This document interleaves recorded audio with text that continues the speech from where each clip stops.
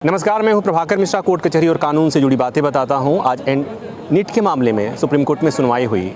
Supreme court ने counselling पर रोक नहीं लगाई। 8 तारीख को कोर्ट खुलेगा, 8 जुलाई को, और तब तक शायद काउंसलिंग भी पूरी हो जाएगी और एडमिशन की प्रक्रिया भी पूरी हो जाएगी। फिर भी कोर्ट ने एक सवाल किया है, कोर्ट ने सवाल उठाया है कि नीट एग्ज़ाम की पवित्रता का मसला है, इसलिए एनटीए को जवाब देना होगा। इस मामले में याचिकाकर्ता अलख पांडे हमारे साथ हैं, फिजिक्स वाला के फाउंडर हैं। उनसे जानेंगे, समझेंगे। आज की सुनवाई आपने सुन ली। कोर्ट ने ये तो कह दिया कि sanctity of NEET exam question में है और इसलिए उन्होंने नोटिस जारी कर दिया। लेकिन जब सुनवाई होगी अगली, तब तक तो सब कुछ हो चुका है। देखिए, हमारी याचिका की सुनवाई आज नहीं हुई है, हमारी कल होनी है।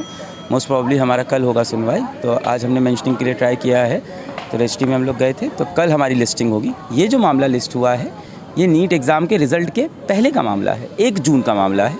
ये जो मामला आज था, वो मामला सिर्फ़ और सिर्फ पेपर लीक का था और उसमें भी बहुत सारे एविडेंसेस नहीं थे। तो वो ऐसा था कि ऐसी ऐसी चीज़ें हैं, और ये 1 जून का है। हमारा जो मामला है वो रिज़ल्ट के बाद का और पहले का दोनों का है। हमारी लिस्टिंग कल होगी। कल हम बहुत सारे एविडेंसेस के साथ भी जाएंगे कि पटना के अंदर जो पुलिस की FIR कॉपी है, जिसके अंदर पेपर लीक का पूरा मेंशन है, इसके साथ साथ जो ग्रेस नंबर एनटीए ने दिया है, और ग्रेस नंबर के अराउंड बिल्कुल भी ट्रांसपेरेंट नहीं है। अनडिज़र्विंग बच्चों को ज़्यादा नंबर दे दिए हैं। कितने बच्चों को नंबर दिए हैं समझ में नहीं आ रहा है, और जो पूरी तरह से चीज़ें छुपी हुई है, हिडन है। तो हमारा मुद्दा दोनों चीज़ पे है। तो मुझे उम्मीद है कि अगर सिर्फ पेपर लीक को देख के ही और बिना ज़्यादा सबूतों को देख के ही आज सुप्रीम कोर्ट ने बोल दिया कि sanctity of exam is compromised, कल हमारा मुद्दा आने के बाद उनको और चीज़ें दिखेगी और मुझे उम्मीद है कि काउंसलिंग पर रोक लगेगी। पर ये कहना बहुत मुश्किल है, क्योंकि it is for them to decide. Right. अब एक बात बताइए, ये जो इतिहास में पहली बार हुआ है, पहले CBSE कंडक्टर आता था, अभी NTA कराया, 67 बच्चों का 100% मार्क्स आना, ये आप तो टीचर हैं, आपको ऐसा लगता है? कभी नहीं आया, पहली बार। ऐसा हो सकता है ना? देखिए, ऐसा अब आप बोलेंगे ऐसा हो सकता है, हाँ, ऐसा कहीं नियम बुक में नहीं लिखा कि ऐसा नहीं हो सकता, कहीं किसी किताब में नहीं लिखा ऐसा नहीं होता। प्रैक्टिकल एक बात होती है, एक होती है कि थियोरेटिकल होती है। जैसे मैं पूछूं क्या कोई इंसान 200 किलोमीटर 500 किलोमीटर दौड़ सकता है, तो हाँ हो सकता है कि इंसान क्या पेड़ से बहुत ऊपर चढ़ सकता है, माउंट एवरेस्ट चढ़ सकता है। पर प्रैक्टिकल बात होती है, तो प्रैक्टिकल में आप देखो तो पिछले 4 साल में देखें तो 720 में 720 पहले कभी 3 बच्चों के आए, कभी 1 के नहीं आए, कभी 2 बच्चों के आए। इस बार 67 बच्चों के आए, तो 3000% बढ़ गया है। तो थोड़ा मुश्किल है ये चीज़। लेकिन ये कहते हैं कि इन्होंने एक एटम वाला क्वेश्चन था वो करेक्ट किया, उसके 2 ऑप्शन करेक्ट दे दिए पिछले NCERT के कंट्रोवर्सी की वजह से। उससे ये कह रहे हैं 44 बच्चों की, तो उस वजह से 715 से वो 720 पे जंप कर गए। थोड़ा सा पेपर इजी था, इन्होंने ये भी मेंशन किया। फिर भी थोड़ा प्रैक्टिकल, ये ग्रेस मार्क्स वाला, ये वाला ग्रेस नंबर तो वैलिड है। देखिए, एक्चुअली क्या है ना, थोड़ा एनटीए ने बहुत कॉम्प्लेक्सिटी की है। ये जो एक क्वेश्चन जो कंट्रोवर्शियल था, उस पर जो ग्रेस नंबर दिए, अच्छी बात है, हम ताली बजाते हैं। वो वैलिड है, वो हर साल होता है कि जब क्वेश्चन कंट्रोवर्शियल होता है तो ग्रेस नंबर। पर उसके बाद जो इन्होंने ग्रेस नंबर समय के नुकसान पे दिया, ये वैलिड नहीं है, क्योंकि पहले कभी नहीं हुआ है। पहली बार अचानक से क्यों किया, पहले क्यों नहीं करते थे, सवाल उठते हैं ना। पिछले साल भी बच्चों के समय का नुकसान हुआ था, पहले भी बच्चे कोर्ट में जाते थे, तब तो नहीं दिया। इस बार क्यों समय के बदले ग्रेस नंबर दे दिए? तो ये सारी चीज़ें हैं जो अजीब सी हैं। अब NTA एक बात कह रहा है कि 6 सेंटर्स का मसला है, मात्र 1600 बच्चों का मसला है, जो जांच हो रही है उसी को केंद्र में रख के। मेरी 2 बातें हैं। पहली बात, हम कैसे मान लें कि 1600 बच्चे हैं, ऐसा हम क्यों कह रहे हैं? हमें बहुत भरोसा है, NTA बहुत अच्छी ऑर्गेनाइजेशन है, मतलब ये भरोसा था हमें 2 महीने पहले तक। 5 मई को नहीं, भरोसा तो हिल गया। अब क्या झूठ बोलना है, बच्चों का हिल गया है। वो बच्चा प्रोटेस्ट क्यों कर रहा है? अगर भरोसा होता तो उसको बैठा होता घर में। हम यहाँ क्यों खड़े होते? भरोसा होता तो NTA ऑफिस में होते ना। हम यहाँ क्यों आते? हम आपस में बात करते, बच्चा जाके उनसे बात करता।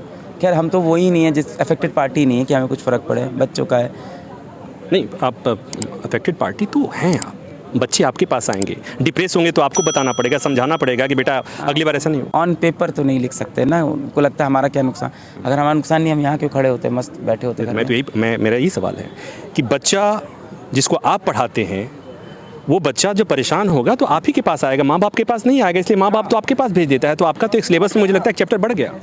मुझे लगता है जिन बच्चों को मैं नहीं भी पढ़ाता हूँ उनके लिए भी आना ज़रूरी है। ज़रूरी नहीं कि जिनको सिर्फ पढ़ाते हैं उनके लिए। जिनको मैंने कभी नहीं पढ़ाया, मैं उनके लिए भी आज यहाँ खड़ा रहूँगा, उनकी भी मैं बात करूँगा। किसी भी बच्चे के साथ अगर अन्याय हुआ है तो हमें खड़ा होना चाहिए देश के नागरिक तरह। हमारा फ्यूचर है, डॉक्टर बनने जा रहे हैं, हम सबको खड़े होना चाहिए। मुझे लगता है पूरे देश से PI लानी चाहिए। जो कोई सी इंसान का, आप सोचिए, मैं आपको बस ये हिदायत दूँगा, कभी ना कभी आपकी तबीयत तो ख़राब होगी, सच्ची बात है। आप जब उस डॉक्टर को दिखाने जाओगे, आप क्या चाहोगे? वो डॉक्टर कैसा हो? ऐसा जो मेहनत से आया हो, या ऐसा जिसने पेपर खरीद के डॉक्टर बना हो, ऐसा जो अपनी मेहनत से नंबर लाया हो, या ऐसा जिसको एनटीए ने बहुत सारे ग्रेस नंबर दिए हों और डॉक्टर बन गया हो। ये हम सब की नेशनल सिक्योरिटी का मामला, कोई सीरियस नहीं ले रहा है। मैं तो बोलता हूँ देश भर से पीआई लानी चाहिए, देश भर से। अब फिर एक सवाल मैं भी पूछ लेता हूँ, आपने कहा कोई सीरियस नहीं ले रहा है, कोर्ट में छुट्टियाँ चल रही हैं, तमाम मामलों में तत्काल सुनवाई होती है, कोर्ट कह रहा है कि छुट्टियों के बाद सुनेंगे। अब देखिए, मैंने वही कहा कि अभी जो मुद्दा आया है इसको प्लीज़ हम लोग हाईलाइट ना करें। आज जो मुद्दा था वो 1 जून का था, पेपर के रिज़ल्ट के पहले का था। अभी ये बात नहीं आई है कि एनटीए ने रिज़ल्ट में अंदर भी इतनी गड़बड़ी और इतनी डिस्पेरेंसीज कर रखी हैं। अभी सिर्फ बात आई है कि एक पेपर लीक हुआ है, उसके ऊपर भी पुख्ता एविडेंस नहीं थे, ये मामला पुराना था। हम जो मामला कल रेज़ करेंगे उसके अंदर काफ़ी सारे एविडेंसेस देंगे और पेपर लीक की भी बात करेंगे और इधर भी। पर हाँ, ऑफ कोर्स थोड़ा सा डिसअपॉइंटमेंट तो है कि 8 जुलाई की डेट दे दी और काउंसलिंग नहीं रोकी है, दुख तो है, क्या कर सकते हैं, पर यहाँ का फैसला तो मानना पड़ेगा। चलिए, बहुत धन्यवाद हमसे बात करने के लिए।